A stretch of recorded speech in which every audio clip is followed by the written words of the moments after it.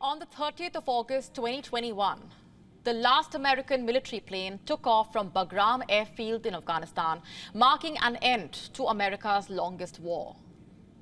The Taliban took over Kabul, and the Americans knew they could never go back.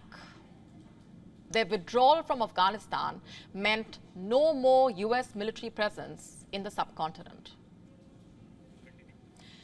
A search began, a search for a long-term military base from where the US could keep an eye on Afghanistan.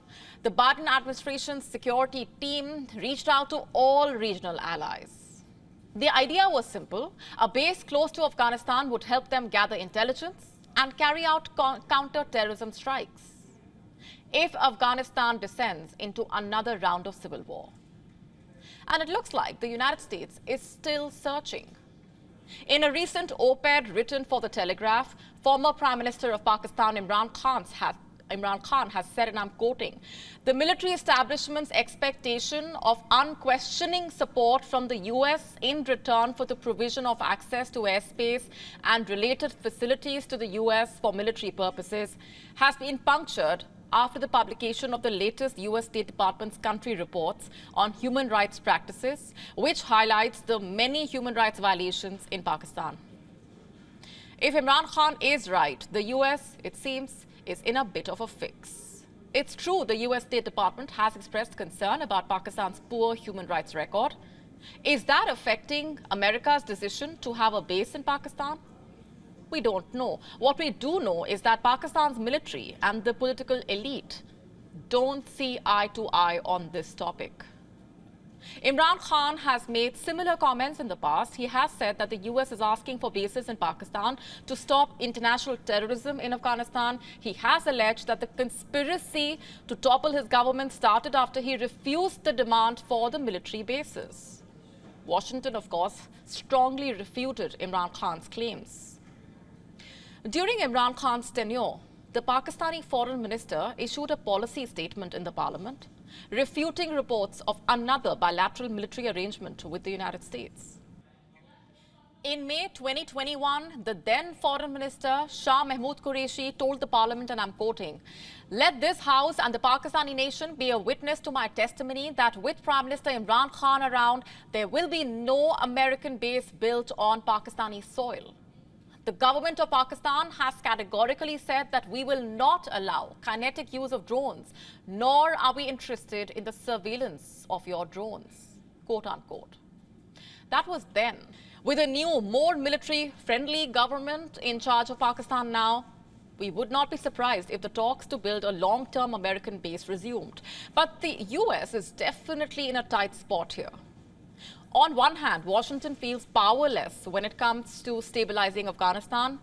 On the other hand, it does not want to lose control of Afghanistan or the region in general. It is used to having military presence in the region. The hasty and chaotic withdrawal from Afghanistan's Bagram airfield changed that reality for the US.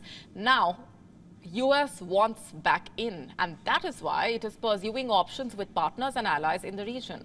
The US says that Pakistan is not the only option for them. So far, there is little to suggest otherwise. After all, the US has for years used Pakistani ground routes and airspace to ferry supplies to the US and NATO troops in Afghanistan. The fate of what are known as ground lines of communications and air lines of communications also is unclear once the foreign troops withdraw from the region. And apart from keeping an eye on Afghanistan, a Pakistan base would also allow the Americans to keep a close eye on developments in Asia, specifically what China is up to.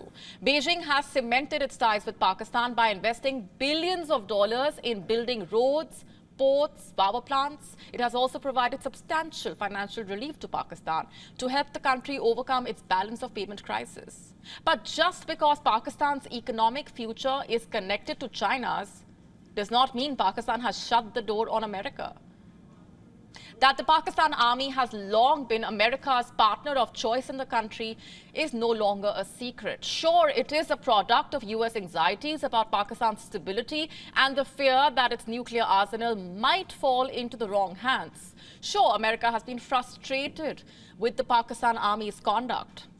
But the thing is, America still relies on the Pakistani army, especially on counter-terrorism concerns in Afghanistan and the region.